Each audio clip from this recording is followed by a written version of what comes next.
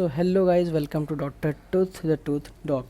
So without wasting any time, हम last में fibroma हमने पढ़ा था एंड फाइब्रोमा के कई टाइप्स थे. तो आज हम लोग टाइप डिस्कस करने जा रहे हैं गाइस. बहुत सारे टाइप्स हैं फाइब्रोमा के, but today we will discuss only the major types which come in university exams as well as they're important from a point of view also. तो first is peripheral ossifying fibroma and the other is central ossifying fibroma. ना peripheral ossifying fibroma में it is evident कि भाई ossification जो हो रहा है वो पेरिफेरी पे हो रहा है. ठीक है, जिंजाइवा वर्ड इसमें बहुत ध्यान रखना है हम लोगों को. जिंजाइवा, बस पेरिफेरल ऑसिफाइंग फाइब्रोमा में तुम ये वर्ड याद रख लो. Gingiva most common anatomic location है एंड दैट टू.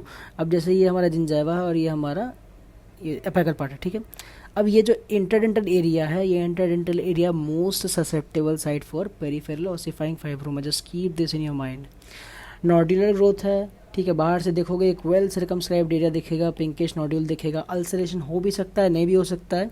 ठीक है, एक्सोफेटिक ग्रोथ, नॉड्यूलर एरिया. क्लिनिकल फीचर्स की बात करते हैं तो जैसा मैंने बताया जिंजाइवा में होता है and that to on the superficial part of interdental papilla. And incisor area का थोड़ा हाई प्रेडिलेक्शन होता है, मेनली सेंट्रोलेटरल या दो सेंट्रल के बीच में होता है ये. ठीक है, मैक्सिलरी आर्च का थोड़ा ज़्यादा अफेक्टेड है और फीमेल प्रीडोमिनेंस है. ठीक है, there are not many explanation why this is the condition की किसी में फीमेल प्रीडोमिनेंस है. It's just an epidemiological data कि भाई इसमें हो रहा है तो मतलब हो रहा है. नाउ आई टॉक अबाउट कि पेनलेस है, लॉब्यूलेटेड है. ठीक है, एंड पेडंक्यूलेटेड सेसाइल पहले बता चुका हूँ. अगर एक स्टॉक से अरेंज होगा तो पेडंक्यूलेटेड होगा, जबकि अगर एक नॉर्मली अटैच होगा तो सेसाइल होगा. सरफेस में भी स्मूथ और अल्सरेटेड. ठीक है, लेस देन 2 सेंटीमीटर डायमीटर. अब गाइस तुम ये बताओ कि हमारा टूथ के बीच में जो इंटरडेंटल एरिया है, पेपिला है, वो है ही कितना बड़ा. तो ऑब्वियसली वो इंटरडेंटल एरिया छोटा है तो 2 सेंटीमीटर के आसपास रहता है, लाइक उतना ही बड़ा. अब रेडियोलॉजिकल फीचर्स की बात करते हैं. इस डायग्राम में ये एविडेंट है, ये जो एरिया है रेडियोलुसेंसी का, यहाँ पे माइल्ड रेडियो ओपेसिटीज दिख रही हैं. What does this radio opacity signify? हमें पहले से पता है रेडियो ओपेसिटी मतलब क्या, हार्ट टिश्यू होता है. तो यहाँ पे हार्ट टिश्यू का फॉर्मेशन हो रहा है. Radiopaque area is seen within tumour mass which is radiolucent. मतलब ट्यूमर मास तुम्हारा रेडियोल्यूसेंट है, मगर इसके बीच में रेडियो ओपेक एरियाज तुमको दिख रहे हैं रेडियोलॉजिकल फीचर्स में. अब बात करते हैं हिस्टोपैथ की. अब हिस्टोपैथ में क्या होता है, मतलब इसमें 3 चीज़ें ध्यान रखनी है. सबसे पहला कि कैल्सिफाइड मटेरियल जो ऑस्टियोइड्स होता है यहाँ प्रेजेंट होता है रैंडमली. ठीक है, कोई शेप साइज नहीं होता है, रैंडमली डिस्ट्रीब्यूटेड होता है. और फाइब्रोब्लास्ट जो होते हैं इमेच्योर होते हैं और ये प्लम्प होते हैं. प्लम्प इन द सेंस कि लाइक मोटे ताज़े होते हैं. ठीक है, प्लम्प मोटे ताज़े होते हैं. और कैल्सिफाइड मटेरियल जो है यहाँ पे ये कैल्सिफिकेशन के एरियाज जो हमें रेडियोग्राफ में भी दिखाते हैं, एक रेडियो ओपेक एरियाज था. ठीक है, और जायंट सेल्स दिख सकते हैं. जायंट सेल्स में ऐसा है कि मतलब लैंगरहैंस सेल आप लोगों ने पढ़ा होगा कि मल्टी न्यूक्लिएशन हो जाता है, लाइक मतलब न्यूक्लियर डिवीजन हुआ बट साइटोप्लाज्मिक डिवीजन नहीं हुआ, तो it results in the formation of giant cells. Okay, so treatment surgical excision. देखो एक कॉमन थिंग है कि हम लोग जितने न्यूप्लाज्म पढ़ रहे हैं मैक्सिमम में कॉमन पार्ट है कि there is the surgical excision is the treatment of choice. अब without wasting any time let's come back to central ossifying fibroma. Now central ossifying fibroma होता क्या है, ये इनकैप्सुलेटेड ट्यूमर है, वेल डिमार्केटेड है, expansile. Central ossifying fibroma इससे थोड़ा ज़्यादा खतरनाक होता है यार.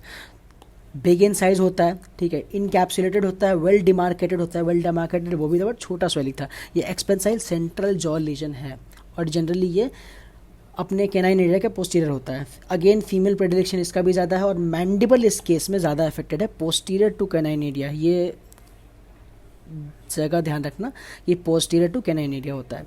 उसके बाद हम बात करते हैं क्लिनिकल फीचर्स की. राइट, लोकलाइज्ड है, बोनी हार्ट स्वेलिंग है. ठीक है, बोनी हार्ट स्वेलिंग अगेन नाम में छुपाया गया है, सेंट्रल ऑसिफाइंग फाइब्रोमा. ऑसिफाइंग मतलब बोन है. ठीक है, तो यहाँ पे क्या है, localised bony hard swelling in the jaw, facial asymmetry और डिफॉर्मिटी है, लूजनिंग ऑफ टीथ हो रहा है. अब लूजनिंग ऑफ टीथ कैसे होगा वो पिछले वीडियो में मैंने बताया था कि हमारा बकल कॉर्टिकल प्लेट और लिंगुअल कॉर्टिकल प्लेट होगा. अब जब ट्यूमर दोनों के बीच में बढ़ेगा तो आउटवर्ड प्रेशर लगेगा, तो ऑब्वियस सी बात है प्रेशर लगने की वजह से प्लेट्स लूज होंगे तो हमारा सॉकेट लूज हो जाएगा, अल्टीमेटली टीथ गिर जाएंगे. ठीक है, तो लोकलाइज्ड बोनी हार्ट स्वेलिंग है, फेशियल एसिमेट्री है, डिफॉर्मिटी है, लूजनिंग ऑफ टीथ है. ऑल्दो स्लो ग्रोइंग है. अब भाई ग्रो तो करेगा, ट्यूमर है, अब वो स्लो ग्रोइंग होता है, लेकिन कभी कभी किसी किसी केस में इट स्टार्ट ग्रोइंग रैपिडली और उस केस में it is given a special name called aggressive ossifying fibroma. Now radiological features की बात करते हैं. एक वेल डिफाइंड रेडियोल्यूसेंसी दिखेगी सबसे पहले तो. ठीक है, रूट के अगर बीच में हो गया मतलब रूट बाइफरकेशन में, तो फिर वो बढ़ेगा तो क्या होगा, ऑब्वियसली रूट का डाइवर्जेंस करेगा ये, और रूट डाइवर्जेंस करेगा तो क्या हो जाएगा, एक्सपल्शन ऑफ टीथ हो जाएगा। और प्लस ज़्यादा टाइम तक रहा तो रूट रिजॉर्व भी हो सकते हैं।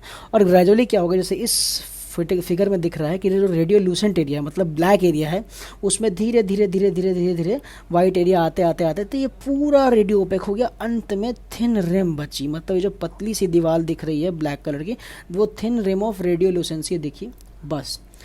और हिस्टोपैथ में बात करते हैं तो वर्ल्ड पैटर्न इसमें दिखता है।